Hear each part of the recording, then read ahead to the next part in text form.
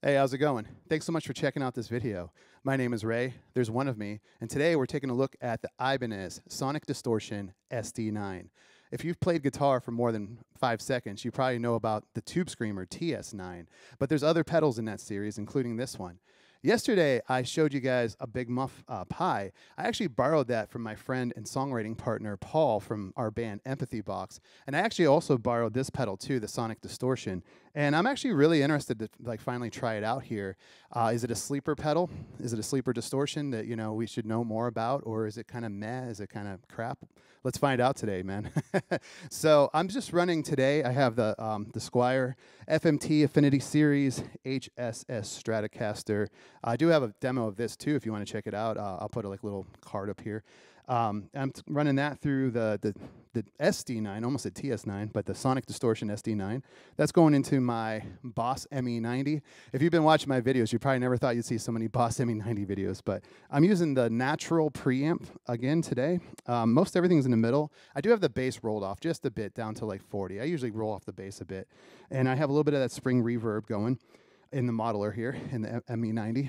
That's going through the Alesis Multi-Mix 8 into the Focusrite 2x2 into my laptop, which is running Reaper, which is my DAW. Now that we've gotten all that out of the way, let's get into some sounds here.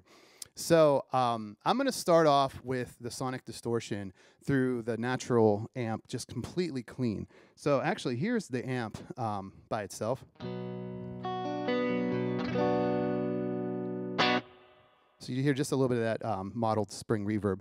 And so I'm going to start off on the neck pickup. On the distortion, I'm going to have the distortion just at 2.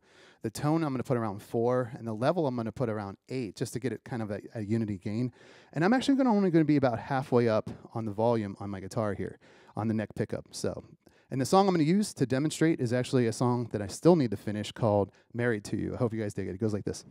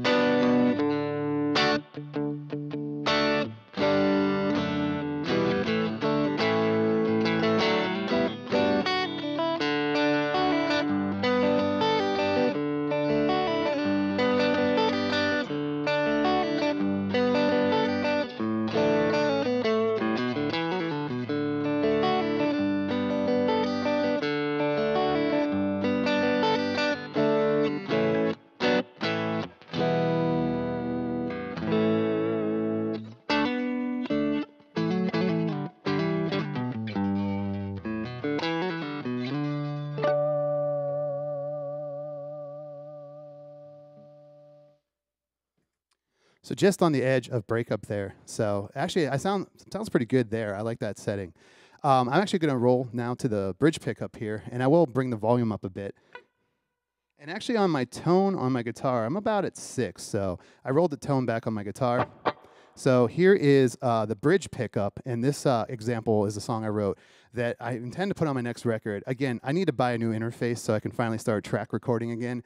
Because as a One Ray, I do everything myself. So I do all the instruments, all the tracking. So I just need a better interface. This 2i2 is starting to get too old to handle, what we need these days. So, but yeah, here's the song. That's how it rolls on the bridge pickup. And this is the same settings. It's just I'm rolling to the bridge pickup here. Here we go. It goes like this.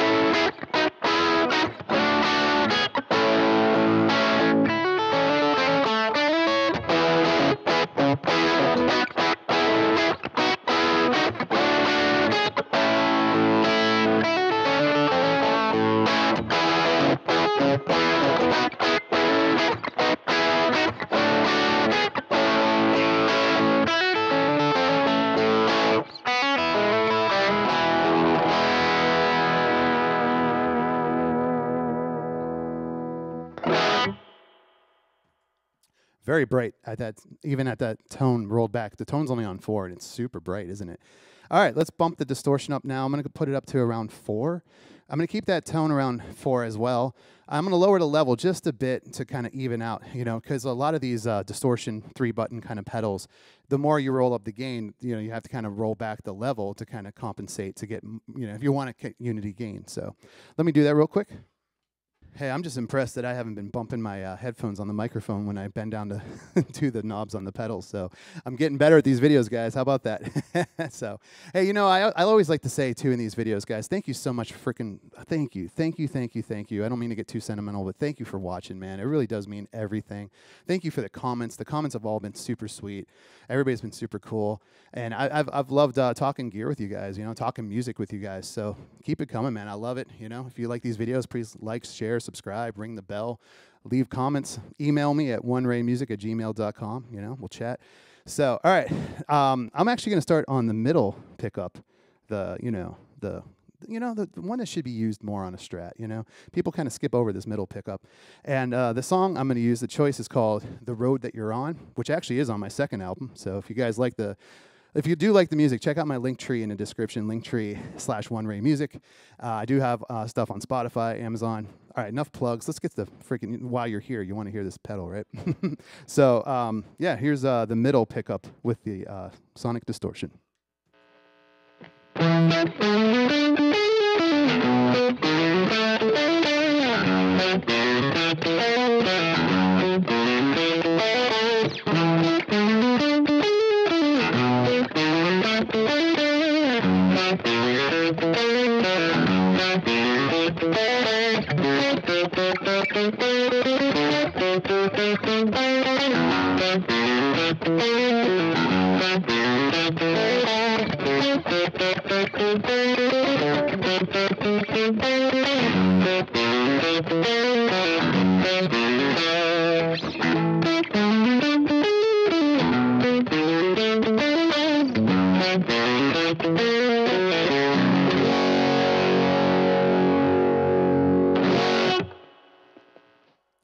You can hear a little bit of that single coil hum there. Sorry about that.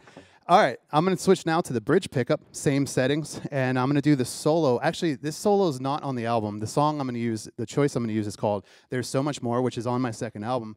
But I actually, when I play it live, I extend a solo. So I'm going to do the extended solo part here to my song "There's So Much More." I'm going to go to the bridge pickup here, and let's hear how this thing sounds to solo with.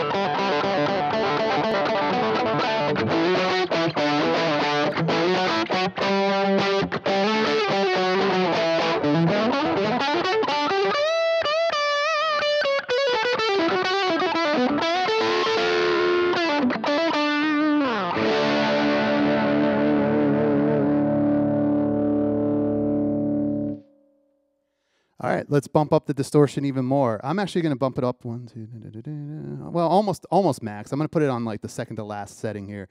There's like, it's funny, there's no numbers on the Sonic Distortion. It's just these little like, I don't know, trapezoidal looking things. So I'm going to put it on the second last one of the trapezoids. How about that? I'm going to keep the tone on 4, and I'm going to back the level back a little bit too because I'm adding a lot more gain. So here we go. All right, so on the bridge pickup, this is a song, again, I freaking need to finish and record. I wrote it way back in high school. I've actually used this song before if you watch my other demo videos. The song's called Commotion. And here we go with the distortion pretty much almost maxed out. Here, it sounds like this.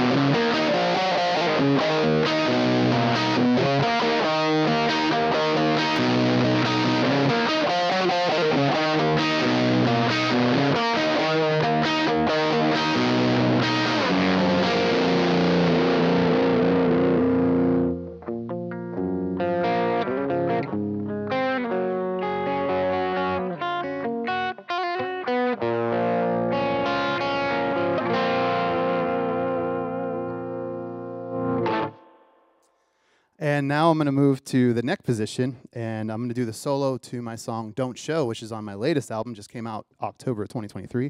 Album's called Vibin'. This song is called Don't Show, and here's the solo to it.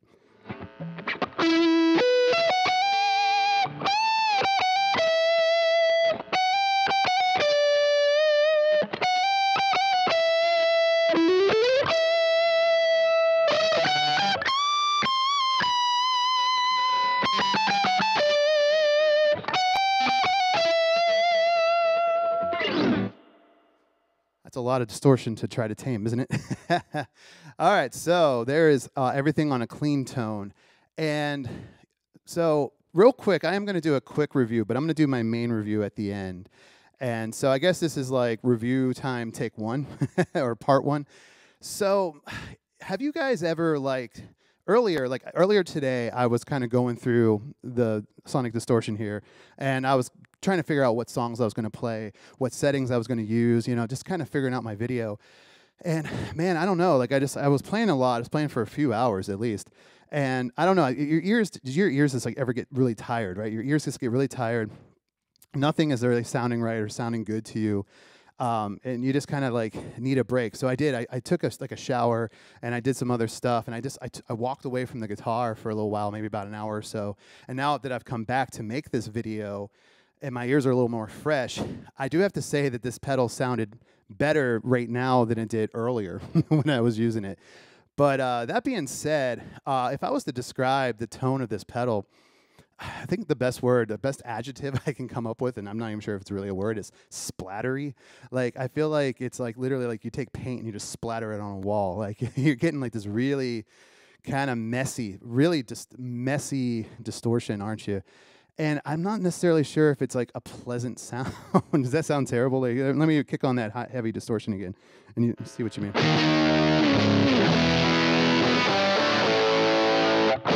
It's almost fuzzy. It's definitely fizzy. Like maybe that bad fizzy.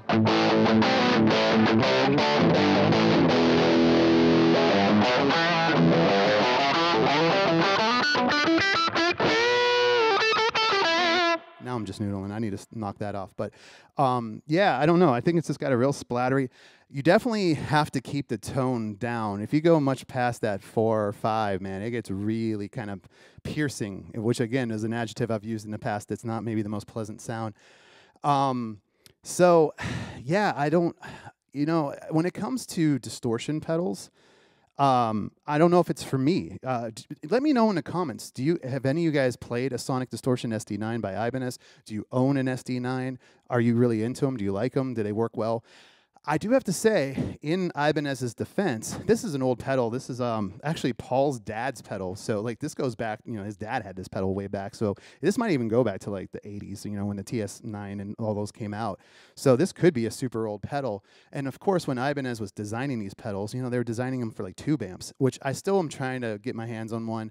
Guys, you know, I play music full time, and if you play music full time, especially at the level I'm playing at, you know, I'm still kind of at that like local/regional level. So man, everything I make has to go into bills and living, you know. So I don't have like all this extra money to buy a bunch of stuff, you know. So that's why I like to show budget gear too, is that, you know, I like to show that you can make a living as a musician, but you know, you might not always have that like $10,000 rig. You know, you can get by with like a couple $100 rig and you still are rocking the house every night. So I am looking for like cheap options for like a tube amp. So what I'm trying to say with all that, sorry, before I went on that little tangent, and I even took my ADHD medicine today and I'm still going on tangents, but what I meant by that is that like the Sonic Distortion might not work the best with this modeler, right? Because I'm using the ME90. It has the preamp. It's got impulse response, and I do think it's a really good preamp, man. I'll stake my reputation on the fact that I think the ME90 is a pretty impressive freaking modeler and preamp, and the IRs. I think this AIRD technology, it's pretty freaking awesome. You know, it's come so far with the modeling. So I don't think it's a bad sounding amp. And at the end of the day, what the modeler and the preamp is doing is the same essential thing that a tube amp would do. It's taking your signal from a sine wave and turning it more into, it's like clipping it, right? It's either turning it into like a square wave or it's turning it into like a sine wave that's clipped, So it's doing that digitally, but there might still be something to be said with an analog pedal through that old analog tube technology. It might just work differently, so it might be a better sound. That actually is a perfect segue into what I'm going to do now. Is a lot of people like to put overdrive and distortion pedals through an amp that's already driven. So on the preamp, on the natural, I'm going to crank it up actually to, I wrote it down. Actually, I'm going to go all the way up to like 88. So it's almost dimed, right? So you're getting that like kind of like, if you took a clean amp and you just dimed it, right? And you got like that natural breakup going into a clean amp.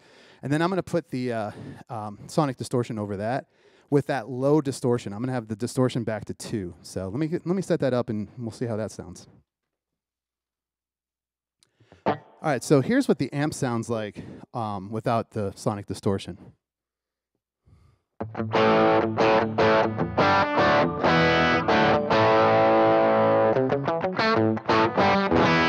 So as you can hear, it's really starting to break up. It's almost getting kind of crunchy.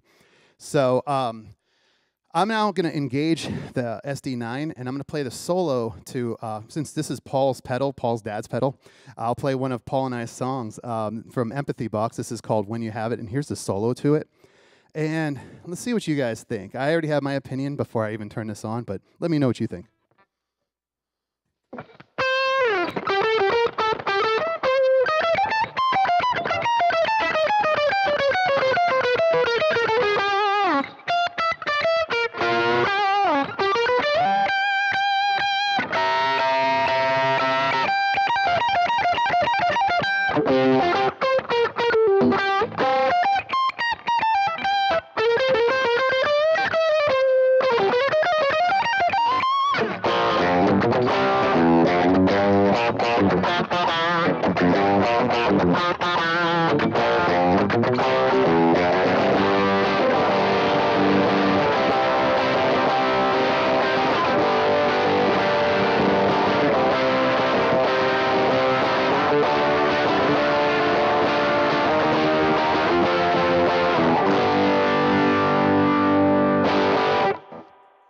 That's on 2. The distortion on the pedal was 2.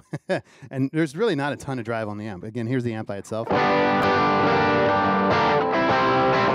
Let me turn the drive back just a little bit on the amp, and we'll try it one more time. All right, here's the drive on the amp now.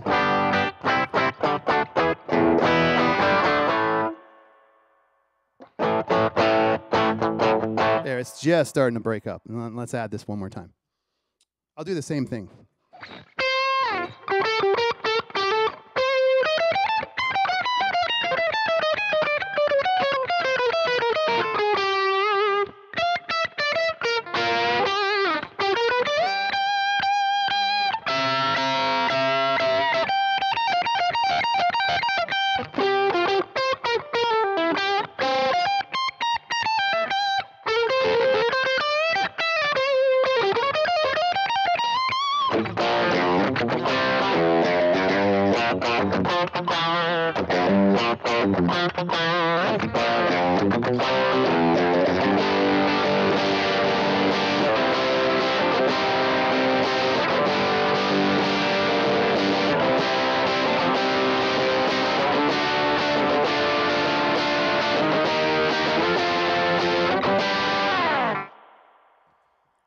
Yeah, I hold true to what I said. Splattery.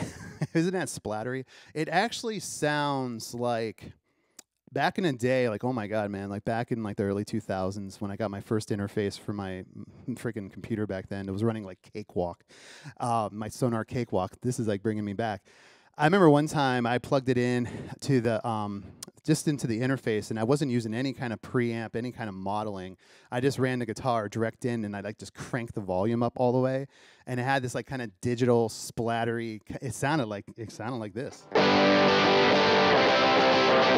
You know what I mean? Or like horrible computer speakers that are like this, that splattery digital splatter sound. that kind of just white noise. I mean, I guess you could argue this is maybe like that Revolution 9, you know, like that that kind of splattery sound. I wish what's the riff?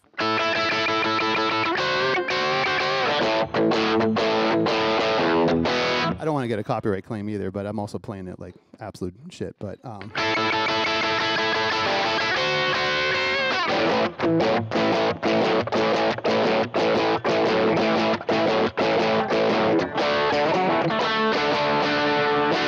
yeah, it's got that splattery, like direct into the board sound, doesn't it?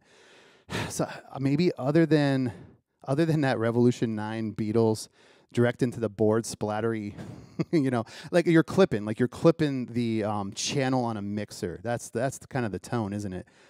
Man, I feel like that's really niche for this pedal.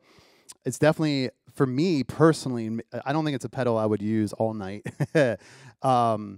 So I don't want to ever say that I hate something, because I say all the time on this channel, if you watched any of my other videos, man, don't define yourself by what you hate. Define yourself by your passions. And I'm absolutely passionate for music. And at the end of the day, even if I'm playing something I'm not that crazy about, I'm still playing. I'm still having fun. I'm still figuring some stuff out, right? But I feel with this Ibanez SD, like the Sonic Distortion, I feel like there's so much where I'm like trying to dial it in just right. And I feel like I'm really working with it. I'm really trying. I want to love this pedal so bad. Like, I think it looks rad. I even got the green background going to match the green of the pedal. It looks like the TS9, so it has that 80s retro vibe for the looks, for the aesthetics. But, you know, guys, when you're trying pedals out, try not to let the look of the pedal, right? Pedals, man, they're great. Like, they're awesome at, like, painting them and, like, making them look fun and, like, something like a toy. Like, you just want to pull it off the shelf and use it. But for me, when it comes to guitar pedals, right, I don't necessarily care what they look like sometimes. I like more what they sound like. You almost have to close your eyes and be true to yourself and listen to the pedal. And is this your thing? Is this your vibe? Is this your sound you're going for? And who gives a shit what it looks like, right? Just like listen to it, and don't let the paint job and like the coloring and the graphic design of the pedal sway you, right? That could really sway you, and just use your ears and see if you like it. So I don't hate this pedal. I think it's got that splattery through the mixer. So if you're looking for that sound, right? If you're looking for that Revolution 9 sound, that kind of splattery sound, it does this.